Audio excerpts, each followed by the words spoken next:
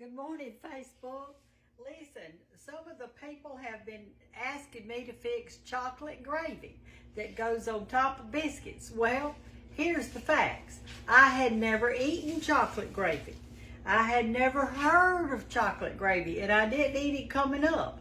When I was a little girl, we ate sawmill gravy, red-eyed gravy, tomato gravy, and milk gravy. That's the only kind of gravies I knew how to make. So this sweet lady came and stayed at the Cottle house, and she brought the recipe with me. And not only did she bring the recipe, she brought some chocolate gravy, which I ate it. I loved it. It was so good. Her name's Cindy Prager, and thank you, Cindy, for sending this to me and bringing this to me. So I'm going to share this with all of you out there because I know that I loved it, she loved it, and she told me it was a really old-timey recipe that people have been using it for a long time. And you know, I guess it's because that the things that are in the chocolate gravy are things that your mama had in her kitchen and that I have in my kitchen, and I'm sure you have it in yours, which is butter, flour, milk, sugar, vanilla, and of course, cocoa. Cocoa. We all need cocoa. This is what I make my chocolate milk with, and everything is just the pure cocoa. All right, so here's what you do. I'm going to do it for you, and then you can bake you some biscuits. I've got some leftover biscuits right here. I only got 5. Hey, but that's enough for me. I think I'm going to stick them in the oven a minute and reheat them just a tad.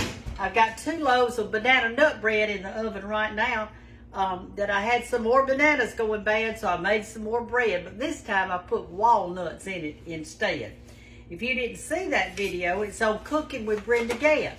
So I want y'all to share Cooking with Brenda Gantt on your Facebook and to your friends and everything, and so they can make chocolate gravy too. Okay, so here's what we're going to do first. We're going to take 1½ sticks of butter and put it in our skillet. And we're going to turn it on and let it start melting. All right, now after this, you're going to add your cocoa and your flour in there. And we're going to stir that around until it's almost like we're making a roux, okay?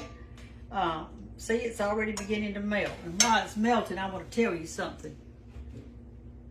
You know, when your children, they want to do some different things. So I had a big mama when I was a little girl, and she dipped snuff, and she'd pull that lip out like that and put the snuff in it, and it'd be out like that. It'd just be so funny. And she would dip snuff, and sometimes she'd get it on her blouse and that kind of thing. Well, when we were little, we used to take pure cocoa and pure sugar, and we would mix it together, just a dry sugar and cocoa, and put it in a spoon, and we'd do our bottom lip out and put it in there, and we'd go around it'll last for a long time. And it would make it like this chocolate in your mouth. But we'd tell everybody we were dipping snuff. I thought, you know, as kids, we're nuts, aren't we? We did crazy stuff when we were little. I remember one time that Daddy came back from the cornfield, and he was shucking corn, and he had, you know, at the end of the corn where your silks turn really dark and they're dry. Well, we took those old corn silks and got us a paper sack and put that corn silks in there and rolled it up, made us a cigarette. Now, you know what? I never smoked. I never smoked a cigarette in my life, but Daddy showed us how to make a corn silk cigarette. He thought it was funny. All right, this is melted. So into this, I am going to put my flour. And that flour, we have 1½ sticks of butter. And that flour is 1/4 cup plus a teaspoon. 1/4 cup of flour plus a teaspoon in there. And I used plain flour, or all-purpose as you might call it. I've turned my stove down, and I am smashing it with my spatula because you don't want any lumps in it. So I'm smashing that in. All right, I've got that done. Now it's calling for your cocoa. And it says to put in, turn it down some more, I don't want it cooking too fast. And it says to put in 4 tablespoons of cocoa. So I'm going to put in 4 tablespoons. 1, 2, 3, and 4. All right. And I'm going to mix that in. And I'm going to mash it so make sure it doesn't have any lumps in it. You have to do this first. If you were to put in your milk right now, you would never mix that up. It wouldn't do. It would not work. Okay. So next we're going to put in 1.5 cups of, we're going to put in 2.5 cups of sugar. Ooh, don't you know the kids are going to be on the sugar high after this?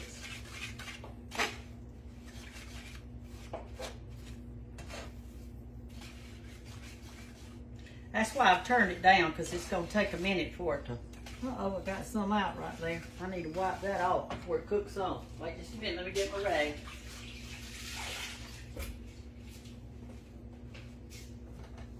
There we go. All right, and now I'm going to mix in my milk very slowly. And my milk is going to be 1.5 cups of milk. Okay, let me do that. 1.5 cups, and I've got whole milk too. That's what I've got. 1.5 cups will be right there. Now I'm just gonna mix a little bit in at a time. I'm not doing this fast.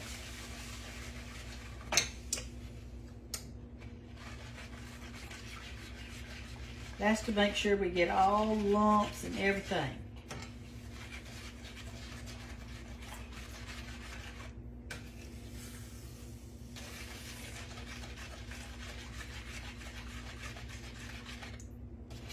Anyway, I want to tell y'all that it looks like that every time I do a video, I'm going to have to say something about cooking with Brenda Gantt on Facebook, because people keep writing and tell me that people are copying my videos. They got fake things out there with my name on it, all kinds of stuff like that. So I guess I'm just going to have to say, hey, y'all, you're watching Cooking with Brenda Gantt on Facebook as I cook, because I don't know what else to do. Looks like people would make their own little show, doesn't it? But, hey, this is the world we live in. All right, look how good that's looking. Okay, we'll turn it up a little bit now, since everything's mixed in. This makes a huge pot of this. And what you can do, y'all, is, let me get my whisk. What you can do is you can put it in the refrigerator and just take out a little bit at a time for your biscuit.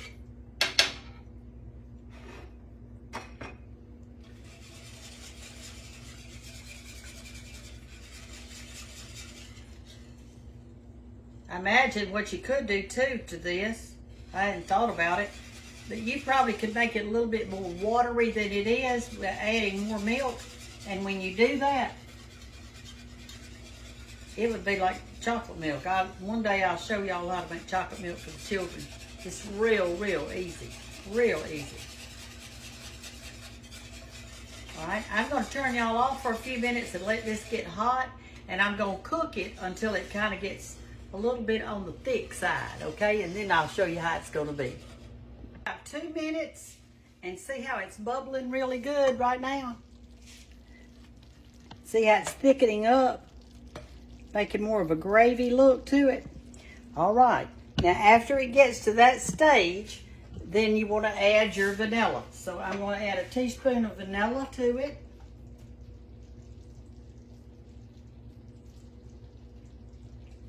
Put that in, stir it around good.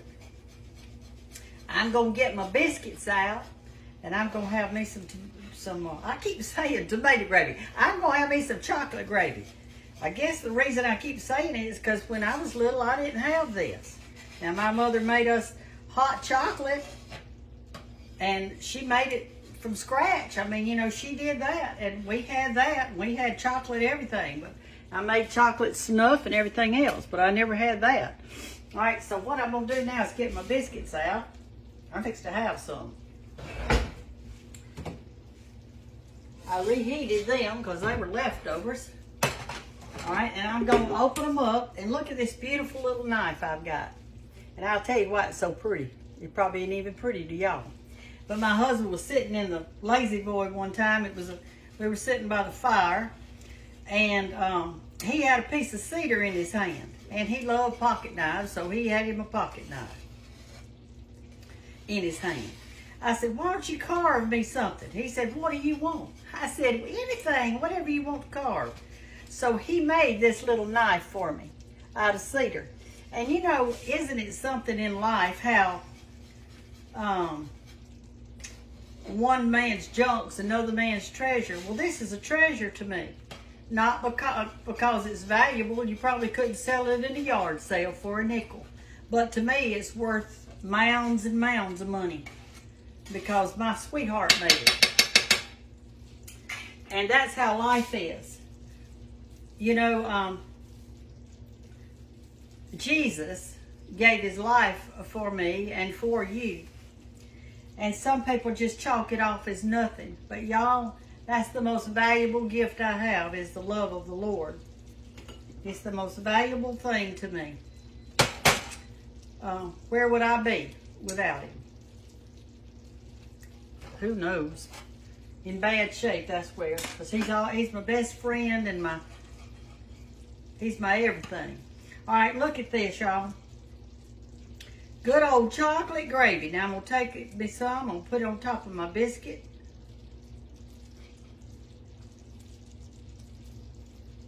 Now, don't you know that everybody would love this? I am so thankful that they sent me this recipe.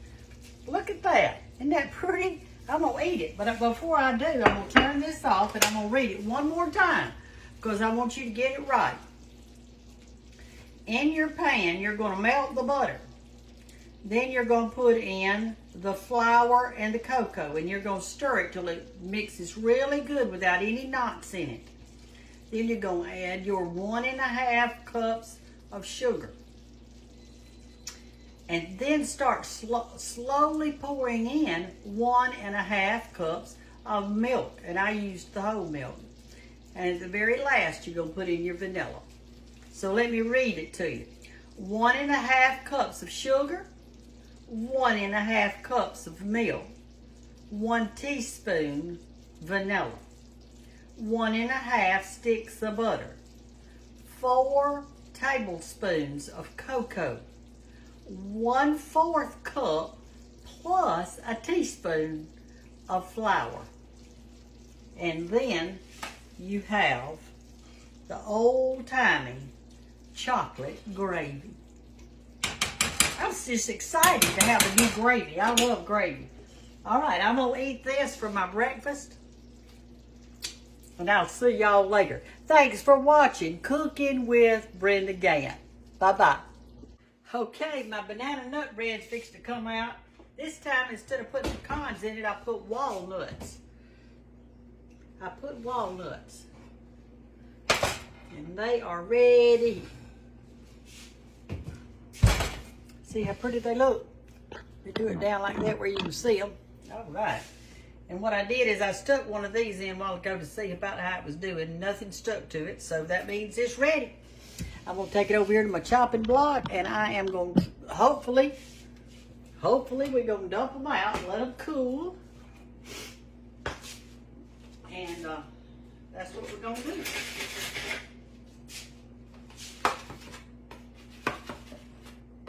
I love these in the morning with a cup of coffee. Let me let you see my coffee mug. This is from Jerry Brown Pottery. Isn't it pretty? It's made out of Alabama clay. And what I do is I put me some water in my mug, just a little bit.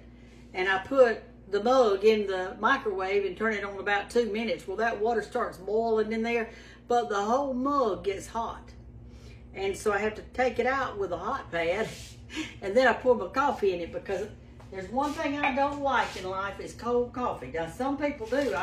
My mother-in-law used to put, she put ice in hers. She called it iced coffee. But I never did like it like that. All right, there's one cake. Banana nut bread with walnuts this time.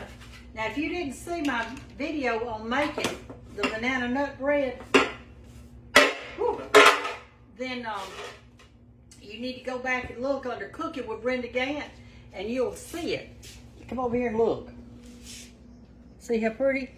And you'll see how to make it in that same recipe that I gave them that day. You can make zucchini bread out of it or carrot bread out of it, and maybe some others. That's the one I kept talking to you about, all the good suggestions that y'all gave. But anyway, I'm going to heat my cup up. I'm going to get me some coffee. I'm going to have a piece of banana nut bread. Talk to y'all later. Bye-bye. Y'all, I got to thinking about that chocolate gravy. And you know what that would be delicious on too? If you had you a big bowl of vanilla ice cream and you made your own chocolate fudgy ice cream, like a chocolate sundae, and pour that all over the top of it. You talking about good? Listen, I'm looking forward to that too. Talk to you later.